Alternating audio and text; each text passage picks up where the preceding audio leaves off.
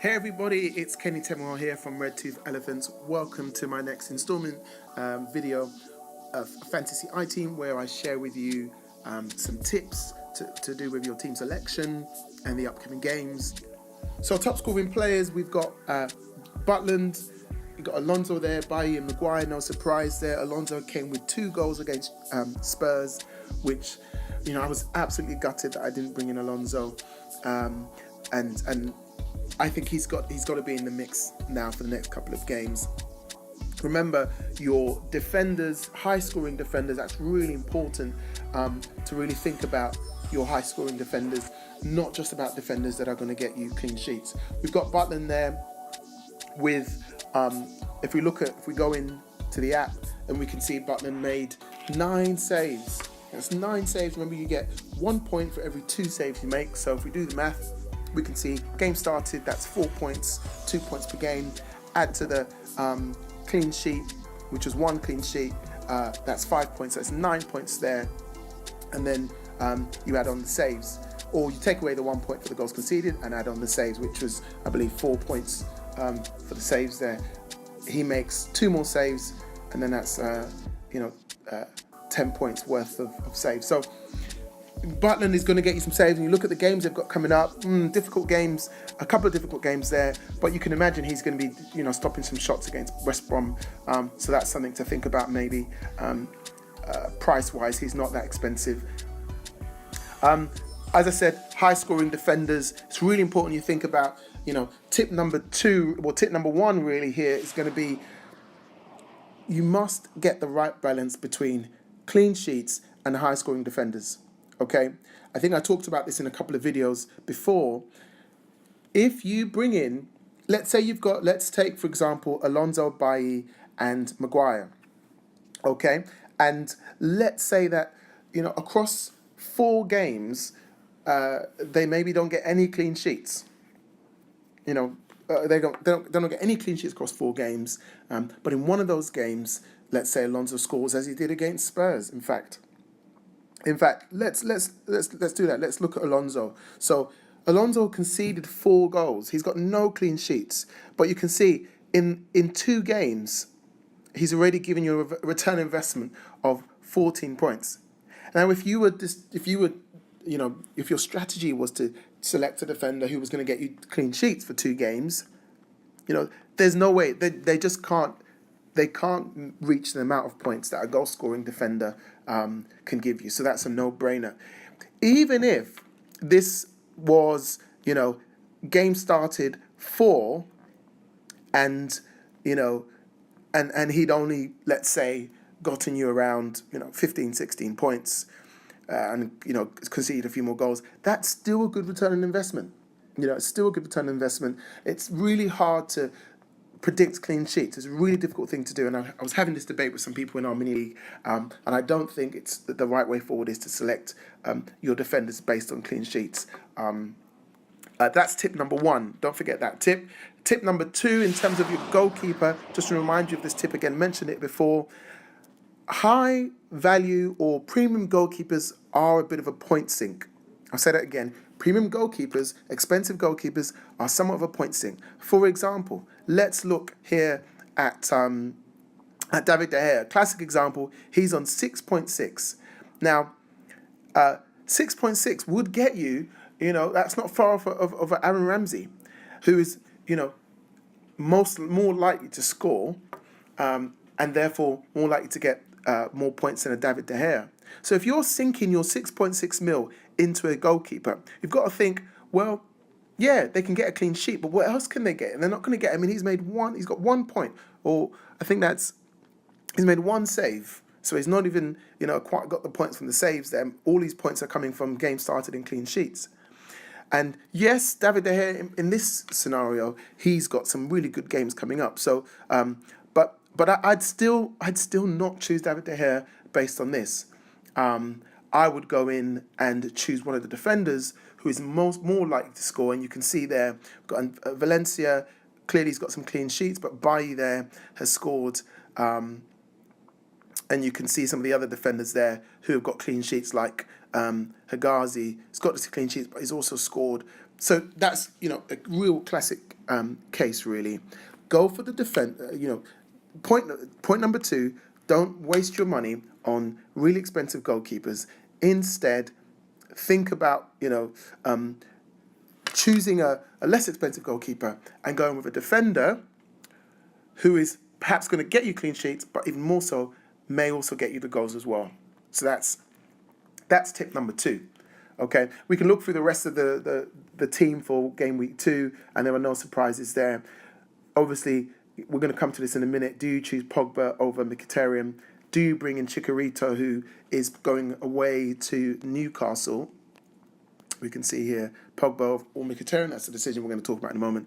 And then forwards, do you choose Chicharito, who's 7.1 million? He's going. His next game is away to Newcastle. Got some good games coming up where you can really see him bringing in some goals. So tip number 3 I want to talk about, and that means let's just look at our my team that we've got for game week 3. I've got a dilemma. So I've got Wilfried Zaha, who is injured. Now, first, here's the question: do you ignore your injured player and use a transfer to bring in a player who is hot or likely to score?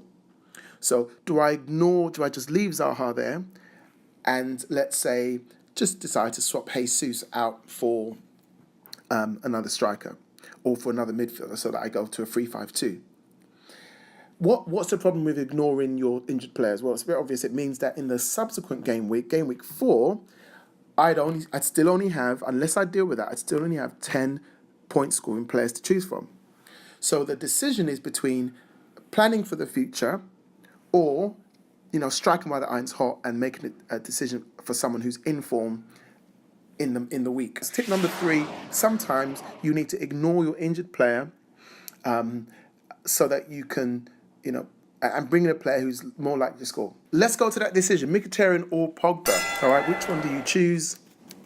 Pogba, you can see here, 22 points, scored 2 goals, 2 assists, versus Mkhitaryan, and he's at 7.4. Mkhitaryan, who's there, you can see 4 assists there. Obviously started the games, and he's slightly cheaper. Let's put this in context here. Let's look at some of the games that are coming up in the Premier League. So we've got, and let's thinking about Pogba and Mkhitaryan. So first of all, we've got to think, and this is my next tip here, when you're choosing your players, you do have to think about the game that they've got. Because if the team is going to struggle or going to continue to be pegged back, if we go to the summary and scroll down a little bit, Man United have won 7 of their last 8 home matches against Leicester.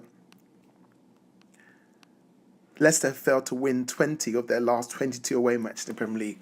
So, that's you can take those statistics with a pinch of salt because you also have to look at form. But it's something to bear in mind. So back to the question: Pogba or Mkhitaryan?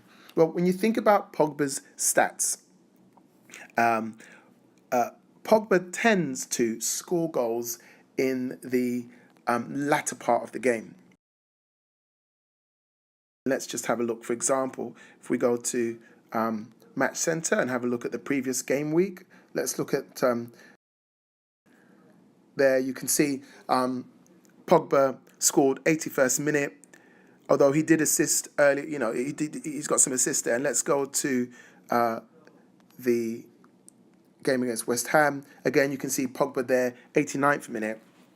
So there's this thing where it seems like, it seems like Pogba, seems to, he's that kind of box-to-box midfielder, so he's always going to be there. But I think against the Leicester side, who I think they're going to be pretty rugged in defence. I think they're going to be tight. I think they're going to be organised. I think they would have learned their lesson against Arsenal where they leaked in 4 goals.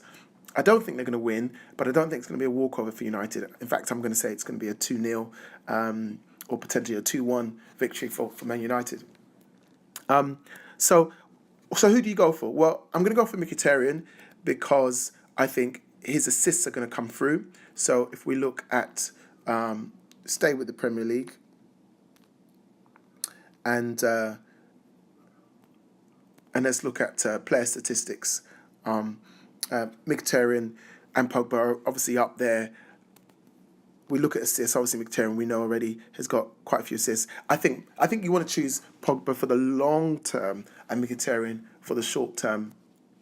But I'm in two minds about that. But you should be bringing in one of those two. I think you don't want to be too far off otherwise you're going to be too far off the pace. Okay, other question, which some of you will be thinking about, which is that Arsenal have got Sanchez coming back potentially. If we look at players, and let's look at the forwards there let's look at the value. Sanchez, he's got a question mark on his name. And Wenger said he's not sure if he's going to start because he's not played for a long time. But he's someone to think about. You've also got, if we scroll down, a 6.8 Ibrahimovic, who, although he's injured, I think he's going to make it difficult for FIT managers to make decisions over strikers coming up. So that's something to think about. Do you bring in Sanchez or do you bring in Zlatan? I'm going to hold off on them. I think we need to see how they're going to play over the next few weeks. So let's look at some of the other games that are coming up. I've decided that I'm going to bring in Kane for Lukaku. And I'm thinking I make captain Harry Kane. And why is that? Well, if we look at these player statistics and look at the shots per game, Harry Kane has, he gets shots off. He hit the post against Chelsea. And I think, most managers are going to ignore him because of the so-called, August curse or whatever. But, I'm not so sure Romelu Lukaku is going to continue to score every single game. At some point, that wave is going to die down. Is this the time to bring in Harry Kane or captain Harry Kane at least? I think it might be. I mean, they're playing at home to Burnley. And it just might be the time for Harry Kane. It just might be Harry Kane's time. So I'm considering bringing Harry Kane in and making him captain.